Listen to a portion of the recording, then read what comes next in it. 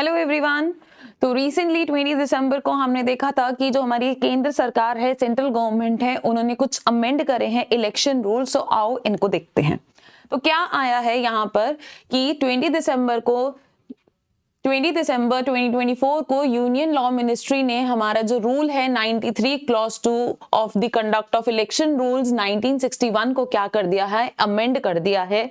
और इस अमेंड में उन्होंने रिस्ट्रिक्ट कर दिया है पब्लिक एक्सेस को to certain election related document, कि पब्लिक एक्सेस नहीं कर सकती है जो भी सर्टेन इलेक्शन के से रिलेटेड डॉक्यूमेंट है, पर्टिकुलरली जो हमारे इलेक्ट्रॉनिक रिकॉर्ड्स हैं।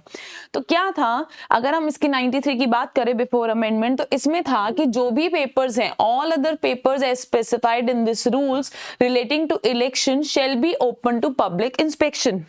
बहुत सिंपल सा है कि आरटीआई डाली जाती थी। आरटीआई डाल के आप कुछ भी, जो भी इलेक्शन में सीसीटीवी फुटेज है, जो भी डॉक्यूमेंट्स है, आप उन्हें ले सकते हो, ये था। पर अब क्या कर दिया, जब हमारा ये पंजाब और हरियाणा में क्या हुआ था, पंजाब और हरियाणा हाई कोर्ट में एक मैटर पहुंचा। हमें पता ही था पंजाब और हरियाणा में चांसेस थे कि हमारी कांग्रेस पार्टी जीतेगी, बट क्या था, वहां बीजेपी पार्टी जीत गई। तो जो ये महमूद प्राचा थे, इन्होंने पंजाब हरियाणा हाई कोर्ट में रिट आरटीआई डाल के कहा कि मुझे वहां से सीसीटीवी फुटेज चाहिए। और इन्होंने क्या है, हाई कोर्ट ने दे भी दी कि हाँ, you are allowed to check, क्योंकि ये आपके पास क्या है, राइट है as per rule 93 clause 2A। ठीक है।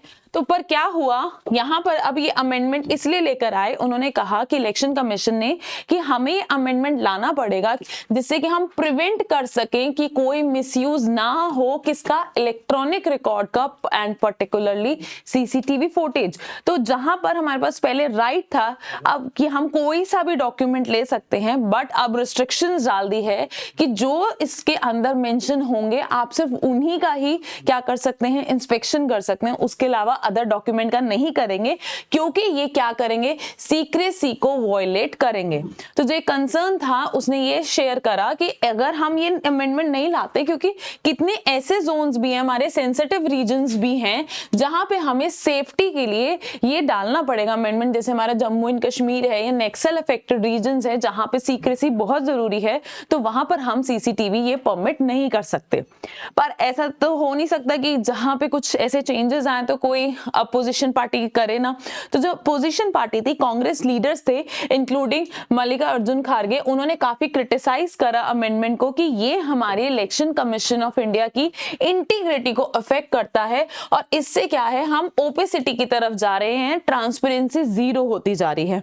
उन्होंने आर्ग्यू करा कि हमारी ट्रांसपेरेंसी और ये जो अकाउंटेबिलिटी का मतलब क्या होता है, आंसरेबल, कि अब तो इसका मतलब इलेक्शन कमीशन का जो मन आएगा वो करेगा, क्योंकि यहाँ पर कोर्ट्स को भी राइट नहीं होगा कि कोर्ट्स के पास परमिशन होगी कि वो सारी चीजें देख सकती हैं, नहीं, कोर्ट्स भी अलाउड नहीं है। ठीक है।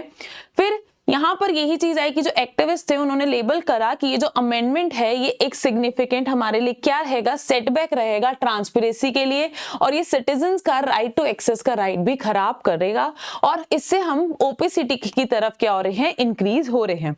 तो ये जो चेंजेस है ये क्या क्या लेकर आया, ये जो चेंजेस है ये लाया कि जो अमेंडमेंट है वो लिमिट कर सकता है एक्सेस को, जहां पे इलेक्शन ऑब्जर्वर की कोई भी रिपोर्ट है या कोई स्क्रूटनी है या कोई डिटेल स्टैटिक्स है या जो हमारे ये सीसीटीवी फुटेज है, ये सब भी क्या है, परमिट नहीं करेगा। तो कंक्लूजन क्या निकल के आता है कि ये जो अमेंडमेंट है, अगर हम बात करें, इस अमेंडमेंट ने जो कंडक्ट ऑफ इलेक्शन रूल्स है, इसके लिए एक यहाँ पर एक तरीके से बैलेंस हमें मेंटेन करके चलना है, किसके बीच में, सिक्योरिटी और ट्रांसपेरेंसी के बीच में। यहाँ पर अब एक तरीके से यहाँ पर एक लड़ाई हो गई है, डिस्प्यूट हो गया है कि अब हम सिक्योरिटी को लेके चले या ट्रांसपेरेंसी को लेके चले। तो ये सिचुएशन अराइज हो गई है जहां पे हमारे बहुत सारे अपोजिशन पार्टीज भी हैं और सिविल सोसाइटी ग्रुप्स भी हैं जो कह रहे हैं हमें ग्रेटर ट्रांसपेरेंसी चाहिए कंपैरेटिवली। तो hope you like it. Thank you, bye bye.